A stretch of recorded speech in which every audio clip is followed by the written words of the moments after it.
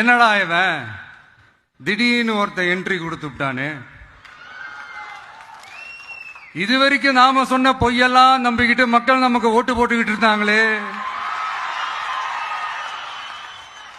ஆனா இப்ப இவன் சொல்றதெல்லாம் பார்த்தா மக்கள் மனசுக்கு ரொம்ப நெருக்கமா வேற இருக்குது. அதுவே நமக்கு ஒரு பெரிய நெருக்கடியாகவும் இருக்குது.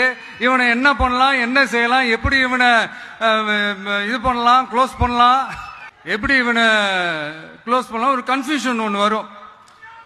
அந்த கன்ஃபியூஷன்ல கத்துறதா கதறதா என்ன பண்றதுன்னு தெரியாம வர்றவன் போறவன்லாம் கட்சி ஆரம்பிக்கிறான்னு சொல்லி இப்படி ஏதாவது பேச ஆரம்பிப்பாங்க.